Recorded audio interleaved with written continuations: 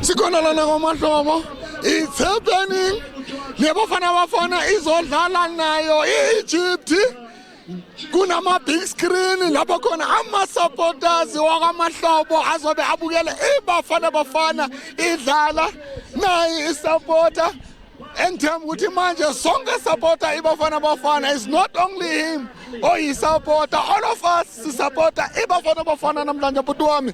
Namhlanje sikwaMahlobo okumnandi ukudlala festive games. iBafana Bafana izodlala nayo iEgypt. Engifuna nje ukuzwa kuwena ukuthi nje kunjani namhlanje lana kwaMahlobo. Aziyabuya uthami siya enjoy ngivane incosi ngivane Grootman nami la. Yeah, siya enjoy game bathe sobheka negame yeBafana Bafana yeah. Ku grand. Njengoba usho ukuthi ku grand unethemba lokuthi iBafana Bafana namhlanje kusase group stages. Yes, ibonile idlala nayo eAngola. They won easily that match. Now they'll be playing against Egypt, and we all know that it's not going to be an easy match for iBafana Bafana. To think iBafana Bafana they can pull that Matibas magic namhlanje bathole yona 3 points. Without any doubt, I believe in our boys. All right, boys, we believe in our boys. I think we'll definitely get the 3 points, and yeah, without any doubt, my brother. Njengoba njalo ngiyabona uhamba nami nomndeni kumnandi angazi umfana omncane kunjani ema-groundini namhlanje. Yes, I'm enjoying a lot. I just think that I'm having a nice time, you know. We bought some stuff. It was a long car drive here. We live far away there by Ramsig, so yeah, I'm enjoying. You live as far as Ramseg. Now, Bafana Bafana today, they will be playing against Egypt. I know you are a young man. You were not there when they won their first Africa Cup of Nations, 1996. Do you think when they will be playing against Egypt today, they are going to beat Egypt today? Yes, I think South Africa will beat Egypt. As my dad said, I trust in the boys. I think that we're going to win comfortably. No, thanks, young man. Pardon? Thank you very much, young man. No problem. You had to unethemba leBafana Bafana sikhona lana eMahlobo njengoba ubona namanje ibhola liyadlala ukhomba ukuthi ngempela kumnandi ekhasi ziyayenzakala bokumnandi sikhuluma nabantu abadala beze nawo umndeni sisahamba phansi njengoba ngifuna ukubonisa ukuthi ngempela kuzoba nayo a live match nanga ama screens makhulu maningi ukhombisa ukuthi ngempela zobe senzakala ngayo iBafana Bafana namhlanje njengoba namanje engizofuna nje ukuthi ngizwe nabo bobaba njengoba iBafana Bafana izobidlala namhlanje bahleli khona lana kwaMahlobo okumnandi engifuna nje ukuzwa kubobaba engithanda nje ukuzwa namhlanje ukuthi kunjani lana kwaMahlobo and engifuna nje ukuzwa kuwena ukuthi khona iqembu ohamba nalo khona lana kwaMahlobo usihlalele. Mina ngisuke ngisihlalele mfethu ngisupporta. Ya mina ngisupport ibhola, ngisupport i-team. Njengoba njalo usupporta ibhola, iBafana Bafana sibonile amadlala nayo eAngola, they won their match. Manje bayodlala nayo manje basase kuma group stages bayodlala nayo iEgypt siyabona kunama screens big screens ukuzobonisa wona ama supporter ama fans thina ukuthi iBafana Bafana idlala kanjani neEgypt. Wena unethemba leBafana Bafana ukuthi they are going to pull that magic again abayenza 1996 lapho sababona balifta yona Cup of Africa, a Cup of Nations. Abo my friend mfethu man banokucinela yabona. But manje abo my friend sizobabamba Egypt abantu bethu sidlale nabo kayi5 sibashaya kayi2 sadrowa kayi3 so abana chance urili khona ubuyile urile bazoqala ngaye next sizobabamba uthiyabo. Alright, uscore sona ucabanga ukuthi score singathini? 2-0 score 2-0 ngempela nami ngiyathemba ukuthi iBafana Bafana izofaka 2 nangomunye ubhuti ngapha engizofuna ukuzwa kuyena ukuthi njengoba ahleli lana abukela yona idiski eMahlobo kumnandi engifuna ukuzwa kuwena bhuti kunjani nje lana kwaMahlobo. AmaHlobo akumnandi bro wami at least iskiphe lokushini sikhona ukubheka ibhola nyana sihambisa isikhathi before sespanini ngoJanuary yabona Sure bro. Njengoba uhambisa isikhathi kunama big screen iBafana Bafana izodlala nayo iAngola, izodlala nayo Egypt. Siyabona amadlala nayo iAngola. It was not an easy match, but they've managed to pull through. They've got the 3 points. Now they're playing against Egypt. Do you think it's going to be an easy match for Yona iBafana Bafana? Or we still need that Mandela's magic namhlanje? I mean, I think so. It's either a draw or so win at 2-1. But I don't think it's easy to so win Egypt. Mara 2-1 I think so by score or draw pro. Mara Basil. Ushuti uyipa i-draw uyipa i-1 ngoba uthi 2-1 shukuthi awutheni It's either so win at 2-1 or sidlala draw asliwe vandag. Isiwana sibuya nge-point or 3 points showcase pro. Azanyeke sibuye nge-0 showcase ubuya nga something. Nyawuza uthi ngiyathamba ukuthi kumele ukuthi sibuye nayo i-something okuyona 3 points sisonke. Masingathola 1 or 3 simnandi vele. Maku-0 izosika inkinga. Yabona yazi lezi zaseZimbabwe lezi ngathi sinekwale nezilayikhaya. Alright sharp bro. Nyawuza ngempela masikhuluma naye umfowethu uyesho ukuthi ngempela angeke kuze kube umdlalo olula kakhulu for yona iBafana Bafana njengoba izolidlala nayo iEgypt. Khona namhlanje njengoba sibona ukuthi kunama big screen ukhombisa ukuthi ngempela ama-supporter azoba aheva ifan khona lana kwamahlobo njengoba ubona yona i-big screen uyabona ukuthi ngempela kumnandi kusazoba mnandi nizobona ukuthi ngempela ekasi ziyakhipha njengoba mina ngisho ngithi kuyakhomba ukuthi ba-celebrate yona 30 year okukhombisa ukuthi ngempela imahlobo kudala ikhona and he has produced many professionals players manje ngempela sisasekhona lana engisafuna ukuthi ngizwe abanye futhi ama-supporter amafeni wakhona lana kwamahlobo ukuthi wona azizwa kanjani namhlanje kune-big screen njengoba nibona khulibele kuyadlalwa kumnandi sisahamba phansi sifuna ukubezwa ukuthi bathini abantu ngoba sifuna ukwazi ukuthi bathini abantu asizweni ngempela ukuthi bona abantu bathini awutisizwe manje nali ibhench angeke size siliphazamise ngoba badlalela yona 3 points njengoba nibona baserious basibisele for yona 3 points. Awu nangu umzala Kaizer Chiefs kodwa namhlanje sikhuluma ngeKaizer Chiefs sikhuluma ngayo iBafana Bafana ngoba ngempela sisonke namhlanje sisupporta our national team abutwaka kanje ko umnati re ona mona amahlobo ekrata ngutsiba fela uzwa ngifela mona na amahlobo ku right kwamahlobo ku right nje hayi adlala amachita khona i-team oyisupportayo or you just came ukusupporta nje iDisk. Hayi akula team engisupporta nje iDisk nje kuphela. Ngiyabona namanje Kaizer Chiefs sisonke ekasi ngoba i-team yakhona lana eSoweto uphakamisa iflag laso eSoweto kodwa namhlanje sobe sidlala nayo iEgypt. iBafana Bafana siyazi ukuthi Angola sikwazile ukuthola yona 3 points. Do you think ukuthi ku-Egypt singayithola yona i-3 points? Maybe ngicabanga i-draw namhlanje just 1-1 nje. Why ucabanga i-1-1 ucabanga ukuthi at least singafaka 3 hayi 1 sifake 3 points? Quality Egypt iphethe quality le South Africa iphethe quality so kuzoba igame emnandi i-draw fair results for everyone. I-draw? Yeah. Alright. Mawuthi i-draw mina ngithemba ukuthi 3 points njengoba nibona ukuthi kumnandi kamahlobo kuzobe kunama big screen kuchiliwe mina ngiyathanda ukuthi iBafana Bafana ngempela izosinikeza yona 3 points i-draw hayi ayifunakali angazi mfethu kodwa safuna ukuzwa amanye ama-supporter ukuthi wona azizwa kanjani ukuba khona lana kwamahlobo and neBafana Bafana izodlala bhuti wami simnandi silana kwamahlobo sibukele ibhola endana nje ukuzwa kwena kunjani nje la kwamahlobo la ku right and ngiyathemba ukuthi iBafana Bafana izodlula nga 2-1. Uzuthi iBafana Bafana izondlula nga 2-1 unethemba lokuthi 3 points iyangena noma kanjani? 100% isinayo. iBafana Bafana izokora Egypt izoba na 1. iBafana Bafana izoba na 2 Egypt izoba na 1. 2-1 score. Yeah, ngisho 100%. Wongo amankulu ngikhuluma nabantu bayiniki Egypt i1 akekho othi sizoshaya at least 3-0 nefyenyana encane ye-Egypt.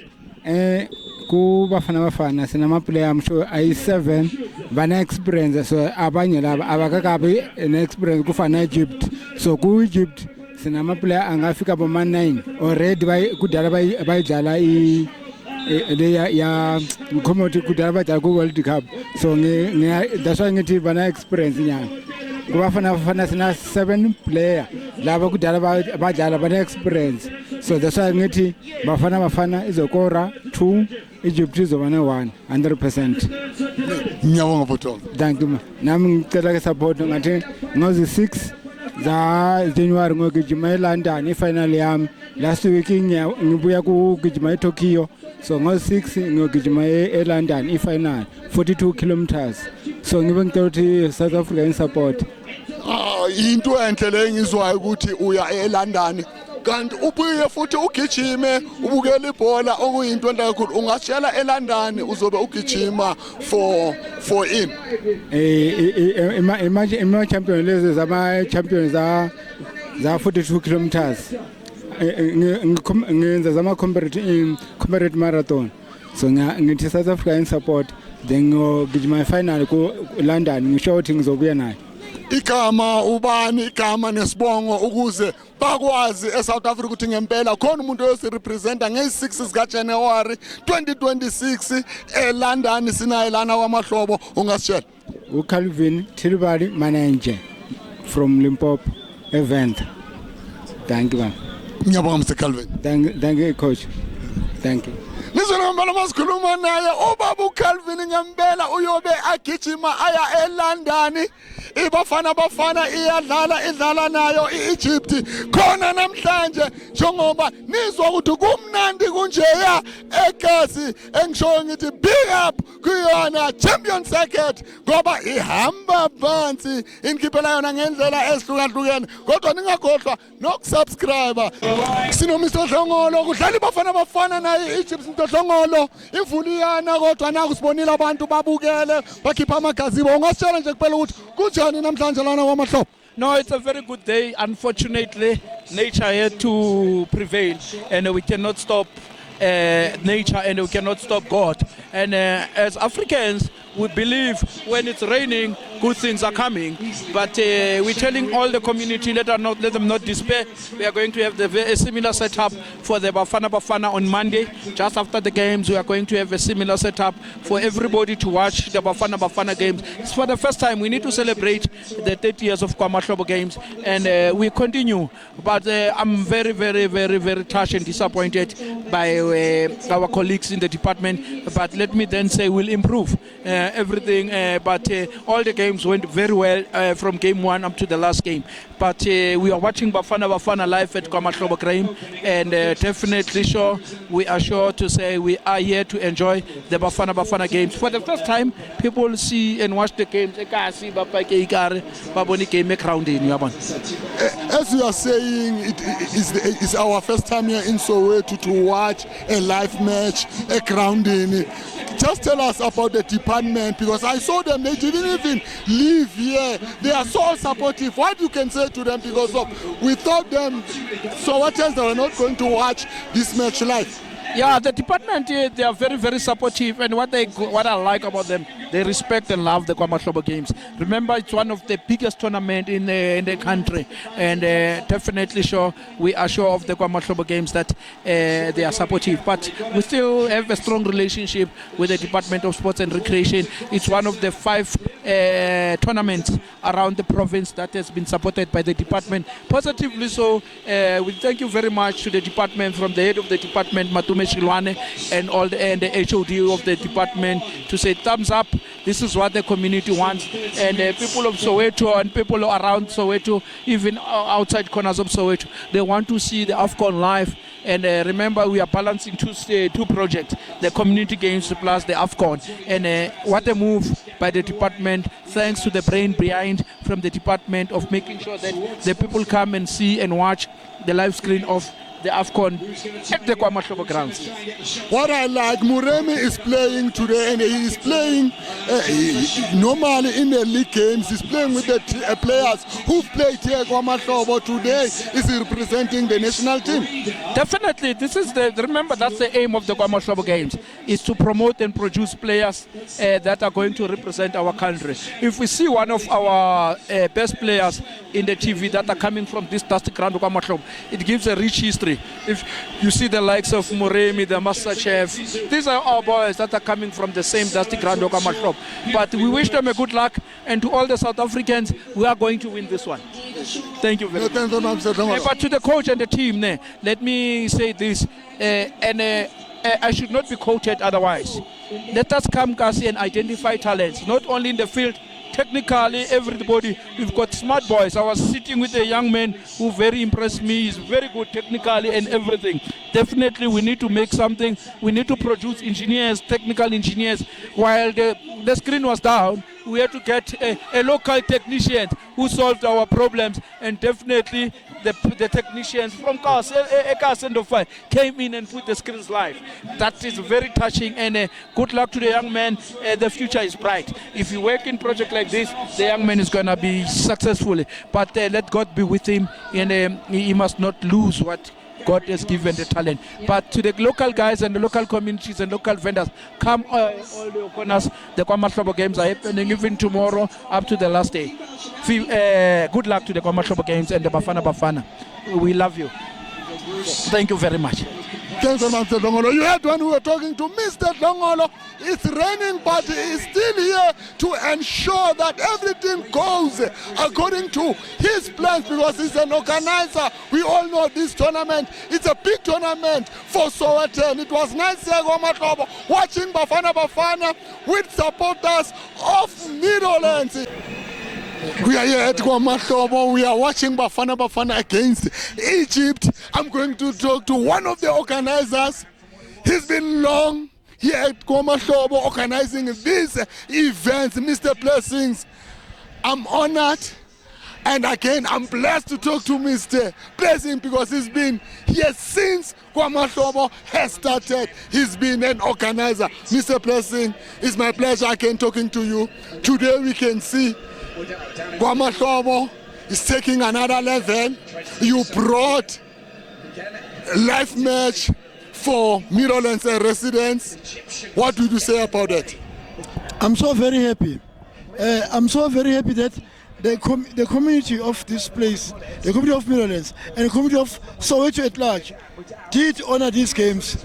And then we entertain them, because from time to time, from year to year, they do come here to grace these tournaments, to grace the KwaMahlobo games. We are so very happy, and we are entertaining them with a, what do you call it? It's a screen, a van that is actually bringing the games live into them, and they are being entertained. They are so very ecstatic about it. As you are saying, you are very happy that the department has brought these big screens for residents of Soweto. What would you say about a department involvement, because they've been involved since KwaMahlobo has started? It is hands up to the department. The department has been with us all these years, doing from A to Z, trying to help us in all the way possible. We are so very excited about it, and we wish that they don't stop. They continue with their wonderful contribution into KwaMahlobo games. Lastly, let's not forget supporters who always come here at KwaMahlobo to support these games. Even today, they didn't even leave. They were under a gazebo of the department. When the rain was raining, they said, no, we can't leave. We want to watch Bafana against Egypt. The vendors and all the people that come here, they come here because they've got faith in these games. So they come here to entertain us. And the vendors also, they benefit from selling to the spectators. They benefit. That means that they also contribute in one way or another to the success of KwaMahlobo games. Mr. Blessing, thanks for your time. I'm so very grateful, sir. Thank you so much. You heard when we were talking to Mr. Blessing, one of the organizers for Ora Mahlobo. I'm still thrilled about what I'm seeing today here at Ora Mahlobo, showing a resident of Meadowlands live Bafana match against Egypt. Keep on watching Champion Circuit.